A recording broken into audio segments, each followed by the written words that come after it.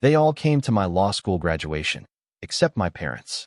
When I called, my dad said, "We didn't think it was a big deal compared to your sister's startup launch." I just said, "Then don't expect front row at the bar ceremony either." 3 weeks later, my mom showed up holding the newspaper clipping I never sent her and whispered, "Why didn't you tell us?" I just said, "Go ahead. Read the headline." I, 29M, finally made it. But my parents weren't there to see it. The auditorium was packed. Every seat filled with proud families, cameras flashing, the buzz of celebration thick in the air. I sat there in my cap and gown, scanning the crowd for the 100th time, hoping I'd somehow miss them in the sea of faces. But I knew better. They weren't coming. My phone had been silent all morning. No good luck text. No running late message. Nothing. I watched classmates hug their parents, saw fathers clapping sons on the back, mothers wiping away tears. My chest felt hollow. 3 years of late nights, of surviving on caffeine and determination, of clawing my way through one of the toughest law programs in the state. And the two people who should have cared most couldn't be bothered to show up. My aunt was there, sitting 7 rows back. She'd driven 4 hours to make it. My college roommate came with his girlfriend. Even my old professor who'd written my recommendation letter had found time to attend. But my parents? The people who'd raised me, who were supposed to be proud. Absent. The ceremony ended. I walked across that stage, shook hands with the dean, received my diploma. The moment I'd worked toward for years happened without them witnessing a single second of it. I tried calling as soon as I got outside. My mother's phone went straight to voicemail. My father picked up on the 4th ring. He asked where I was, his tone distracted, like he'd forgotten what day it was. I told him I'd just graduated, that the ceremony had ended 20 minutes ago. There was a pause. Then he said they hadn't come because they didn't think it was that big of a deal. Not compared to my sister's startup launch event happening the same weekend. She was unveiling her new app, and apparently that took precedence over everything else. I felt something crack inside me. Not surprise. I'd suspected this was coming, but the confirmation still hurt. He kept talking, explaining how my sister had been working so hard, how this launch could make or break her company, how they needed to be there to support her network with potential investors. As if I hadn't also been working hard. As if 3 years of law school was somehow less impressive than a tech startup that might fold in 6 months. I cut him off, told him that was fine, perfectly fine.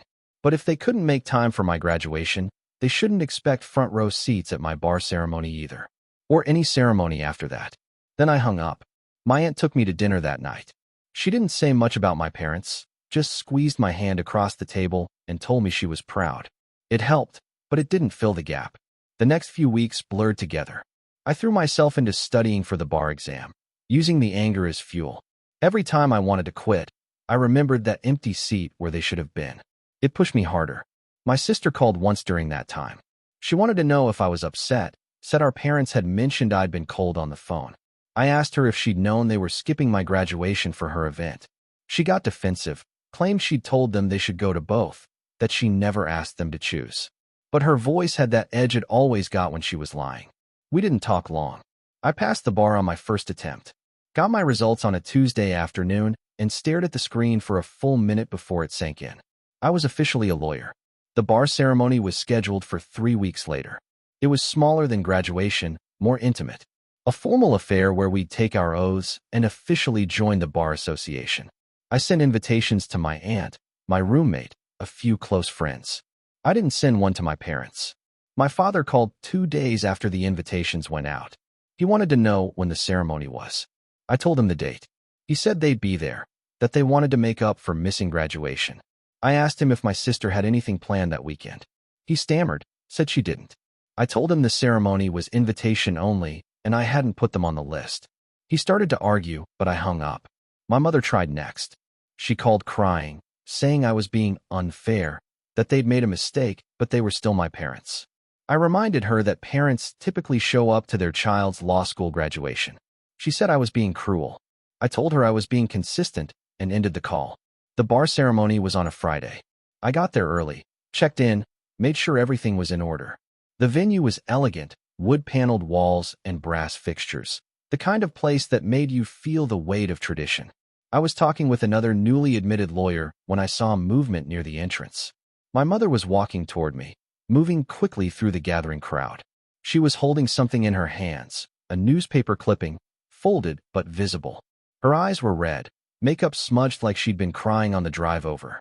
She reached me and stopped, holding out the clipping like an offering. She asked why I hadn't told them, her voice breaking on the last word. I looked at the newspaper in her hands. I knew exactly what it was because I'd seen it myself 3 days ago. My aunt had mailed me a copy with a brief congratulatory note, but I hadn't shared it with my parents. Hadn't thought they'd earned that. I gestured toward the paper and told her to go ahead and read the headline. My voice came out flat, emotionless. Years of courtroom preparation had taught me how to keep my face neutral even when everything inside was churning. She unfolded it with shaking hands. The headline was printed in bold letters across the top of the local section. Local law graduate scores highest bar exam results in state history. Offered position at premier firm. The article went on to detail how I'd achieved the highest score on the bar exam in over 2 decades. How a top-tier law firm in the city had already offered me a position in their criminal defense division with a starting salary that made my mother's hands tremble as she read. How the State Bar Association had recognized my achievement with a special commendation.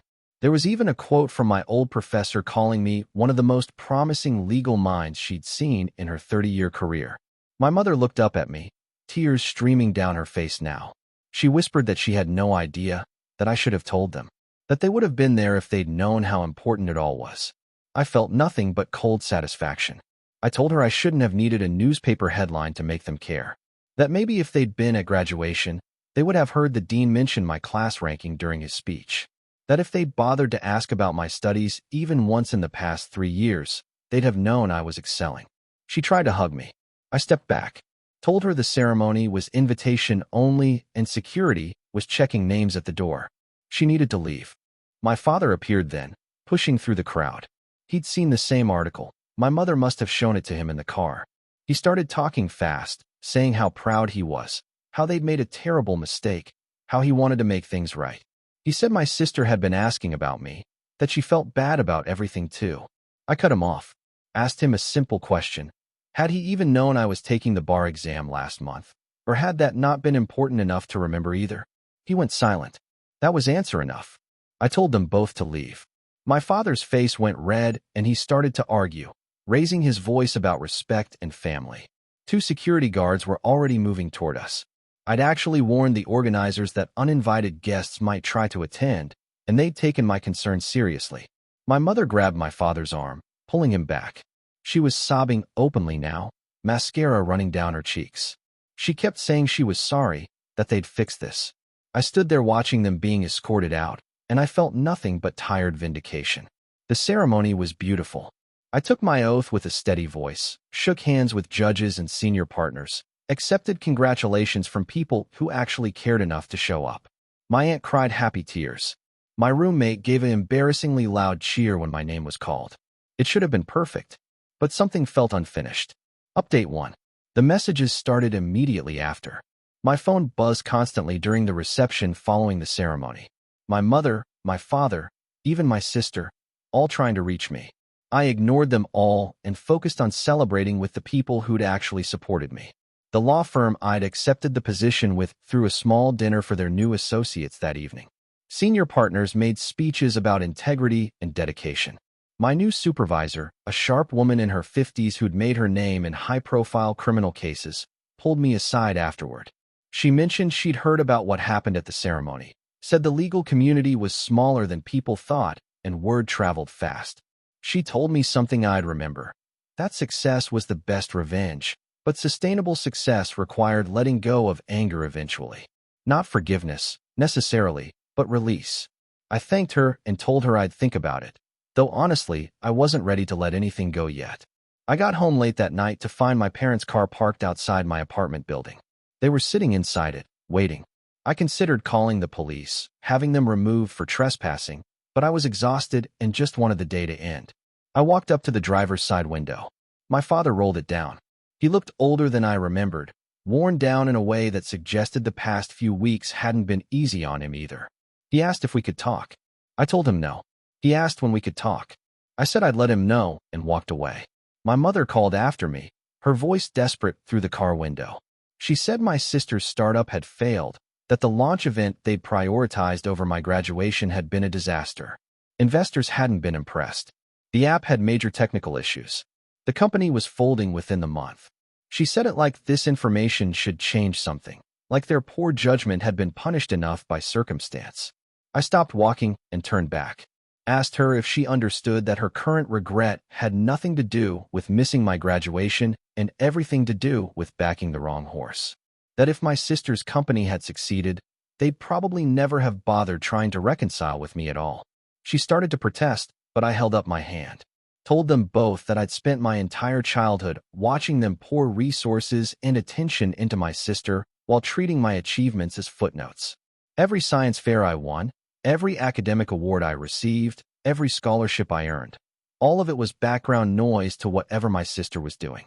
I'd made peace with being second priority years ago, but missing my law school graduation wasn't about being second anymore. It was about not ranking at all. My father got out of the car. He was angry now, his own frustration breaking through. He said I was being ungrateful, that they'd paid for my undergraduate education, that they'd always supported me even if they couldn't be everywhere at once. I reminded him they hadn't paid for law school. I'd done that through scholarships and loans. And I wasn't asking them to be everywhere, just somewhere that mattered. The conversation spiraled from there. Accusations and counter-accusations, years of resentment pouring out on a dark street at midnight. Neighbors' lights came on. Eventually, building security came out and asked if everything was all right. I said it was fine and my parents were just leaving. They left, but the messages didn't stop. Update 2. 2 months into my new position at the firm, I was already handling significant cases. Turned out scoring the highest bar exam results in state history opened doors rapidly. I was assigned to second chair a high-profile defense case alongside my supervisor. The client was a local businessman accused of embezzlement. The case was complex, messy, and exactly the kind of challenge I'd spent 3 years preparing for. My face ended up in the newspaper again when we won. The prosecution's case had been circumstantial, and I'd found the holes in their evidence chain that made the difference. My supervisor gave me significant credit in her post-trial interview. Said I had instincts that couldn't be taught. My phone rang within an hour of the article posting online. My father. I didn't answer. He left a voicemail talking about how he'd always known I'd be successful, how he'd told all his friends about his son the lawyer. The revisionist history would have been funny if it wasn't so pathetic. My sister reached out through email, a long rambling message about how she'd had time to think, how she realized she'd been selfish, how our parents had enabled her worst tendencies by always prioritizing her needs. It was surprisingly self-aware.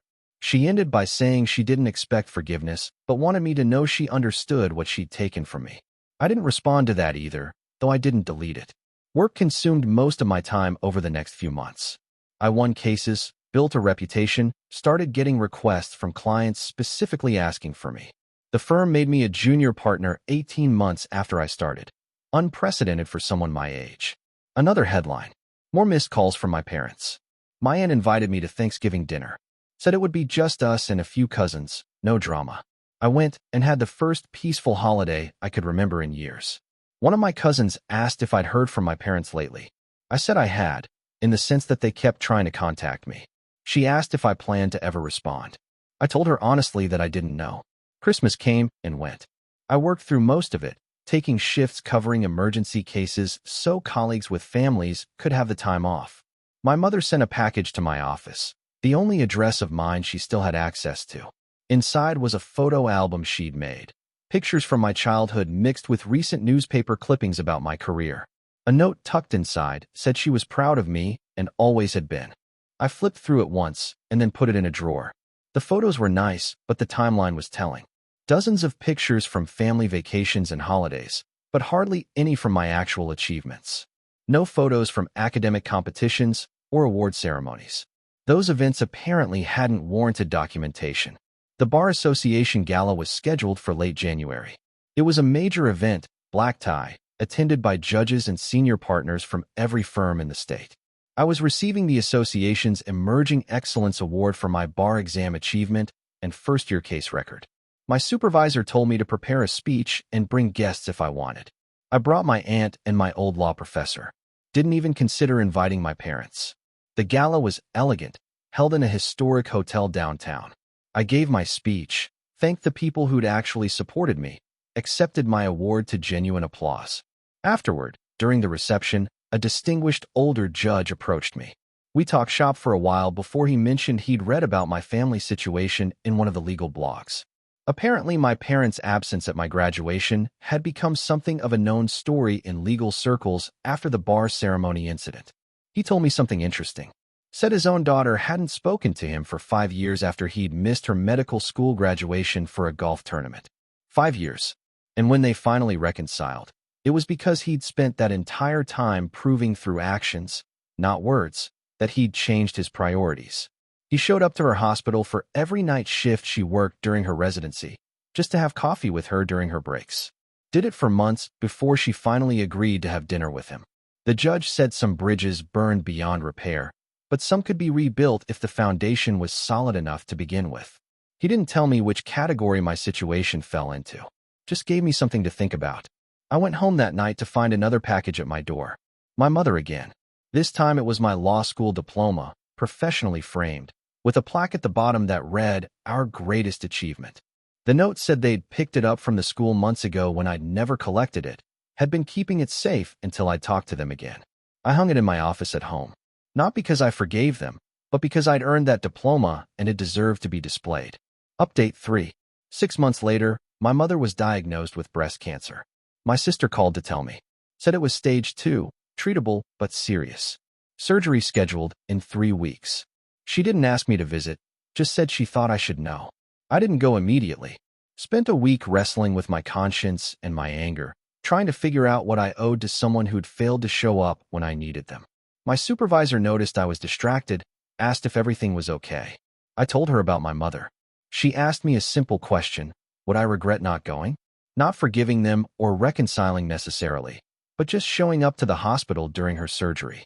I realized I didn't have a good answer. I showed up on surgery day, didn't announce I was coming, just walked into the waiting room where my father and sister were sitting. My father saw me first, stood up so fast he knocked over his coffee. My sister's eyes went wide.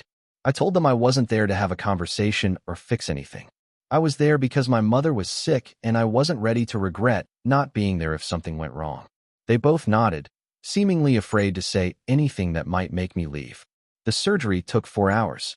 We sat in uncomfortable silence, occasionally making stilted small talk about nothing important.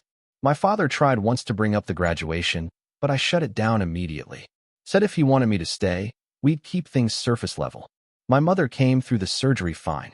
When she woke up and saw me standing there, she cried, reached for my hand, and held it while the nurses checked her vitals. She whispered that she was glad I came, that she'd missed me. I told her to focus on recovering. I visited twice more during her hospital stay. Brief visits, never more than an hour. Kept things civil but distant. My father tried to give me updates about my sister's new job, her new boyfriend, all the family news I'd missed. I listened politely but didn't engage. The third visit, my mother was sitting up, looking stronger. She asked if we could talk seriously. I considered leaving, but something made me stay. She apologized. Not the frantic, desperate apologies from months ago, but something more measured. Said she'd had a lot of time to think while going through chemotherapy treatments. That almost dying gave you perspective on what mattered. She said she'd failed me as a mother, that she'd let her favoritism toward my sister damage our relationship beyond what she'd realized. That missing my graduation wasn't a mistake, it was a pattern, and she was finally seeing the full scope of it. I asked her why. Why my sister always got priority, why my achievements were never enough.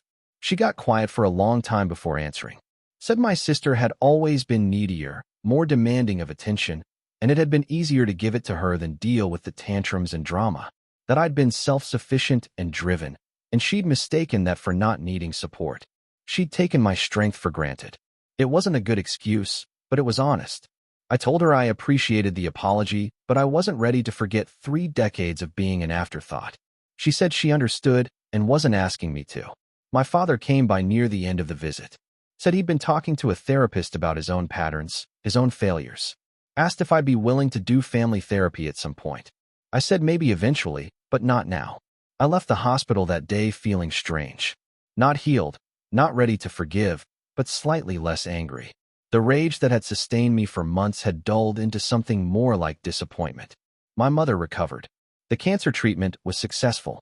We settled into an odd pattern of monthly phone calls where we talked about work and weather and carefully avoided anything meaningful. My father sent articles about legal cases he thought I'd find interesting. My sister kept her distance, respecting that I wasn't ready to deal with her yet. A year after my graduation, the law school held an alumni event. I was invited to speak about my first year in practice. Standing at that podium, looking out at current students and recent graduates, I talked about perseverance and self-advocacy, about building your own support system when the expected one fails, about using disappointment as fuel. I saw my parents in the back row halfway through my speech. They'd come without telling me, just showed up to listen. My father had tears in his eyes. My mother was holding that same newspaper clipping, now laminated, like a talisman. After the speech, they approached slowly, carefully, asked if they could take me to dinner. I looked at them both. These people who'd hurt me so deeply, who were genuinely trying now, even if it was too late to fix what they'd broken. I said yes. Not because I'd forgiven them, not because the past year of minimal contact had erased years of neglect, but because I was tired of carrying rage around like armor. Because my supervisor had been right, sustainable success meant letting go eventually. We went to dinner. It was awkward and stilted, full of careful conversation and topics we skated around. But it was a start. Maybe not toward forgiveness, but towards something resembling peace. My mother asked if she could come to my next court case. I told her they were public record. She could come to any of them. She came to 3 that month, sitting in the gallery, watching me work. Never approached me afterward, just left quietly. My father sent me a text after the 3rd one. Watched you dismantle that prosecutor's case today. Now I understand why they call you the best. It wasn't enough. Probably would never be enough. But it was something. I still have that bar ceremony invitation list. My parents' names were never added to it, and that fact remains a small, sharp satisfaction. A reminder that actions have consequences, that you don't get to skip the important moments and still claim front row seats for the victory lap. They're trying now, showing up to things, asking about my work, learning to be present. It's years too late, and we'll never get back what was lost. That empty seat at my graduation will always exist in my memory. But maybe that's okay. Maybe some wounds don't heal completely. They just scar over and teach you who'll be there when it matters. And maybe the real victory isn't in them finally recognizing my worth. It's in the fact that I built a successful life without their validation in the first place. They're learning to be proud of me. I'm learning to stop needing them to be. That feels like enough.